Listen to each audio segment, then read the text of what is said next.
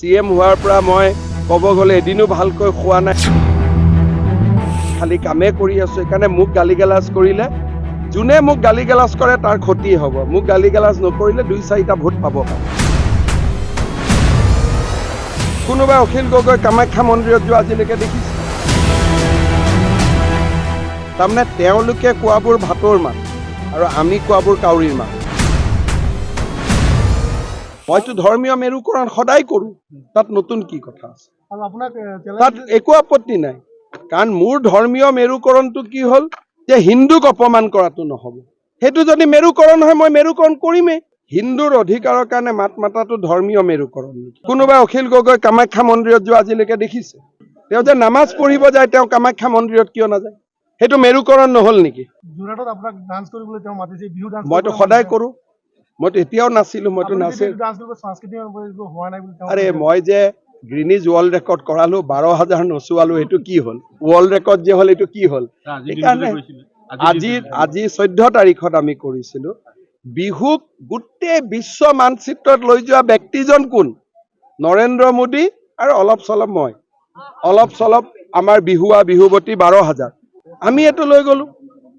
লাচিত বৰফুকনক কোনে কৰিলে? বিশ্ব দৰবাৰত। গতিকে আমাক এইবিলাক কৈ লাভ নাই। আৰু মোক যদি গালি পাৰে, অসমীয়া মানুহে 2-এটা ভোট দিবলগীয়া কংগ্ৰেছকো নিদিয়া হ'ব। কাৰণ সকলো মানুহে জানে যে মই চিম্পলি কৰি গৈ আছো।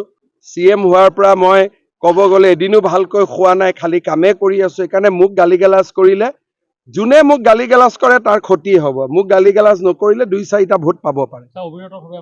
এতিয়া যে যদি ক'ৰবাত অখিল গগৈ 2টা ভোট পালেহেঁতেন, মোক যিমানে গালি পাৰিব, আৰু গালিবোৰ আপোনালোকে ভাল কৰি পাব্লিছ কৰি দিব।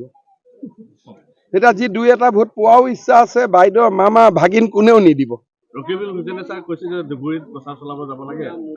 যামতো, মইতো যামেই। গৈ মই ক'ম যে যেনে তেনে ইয়াক জিকাই দিয়ক, গড়বিলাক বাচি থাকক।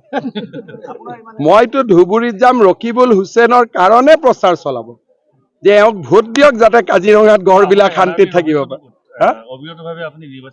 এইটোকে মই ক'লো নাই। সেইকাৰণে মই যেনেকে আজি 3 বছৰ কভিডৰ সময়ৰ পৰা দিনে ৰাতিয়ে মানুহৰ লগতে লাগি আছো, ৰেষ্টটো মই লোৱাই নাই। গতিকে মোক গালি গালাজ কৰিলে যিকেইটা ভোট পাবলগীয়া আছিল এইকেইটাও নোহোৱা হ'ব।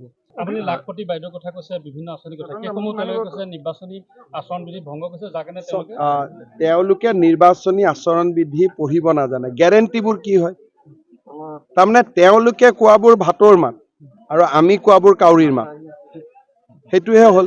তেওঁলোকে যে গেৰেণ্টি কাৰ্ডখন পঢ়ি থাকে, অমুকক অমুক দিম, তমুকক তমুক দিম, সেইখন কি হয়? সেইখন কি ভাতৰ মাত?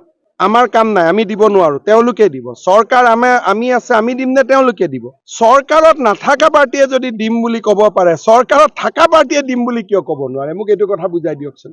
আৰু আমিতো মিছা কথা নকওঁ। 1 লাখ চাকৰি দিম বুলি কৈছিলতো দিলো, অৰুণোদয় দিম বুলি কৈছিলতো দিলো। আমাক কোনো মানুহেতো অবিশ্বাসো নকৰে।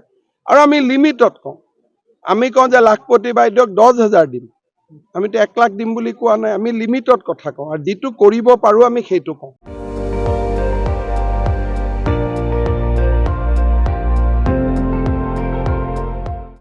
আপুনি চাই আছে ND24, সৰ্বশ্ৰেষ্ঠ নহয়, সৰ্বোত্তমৰ দৌৰ।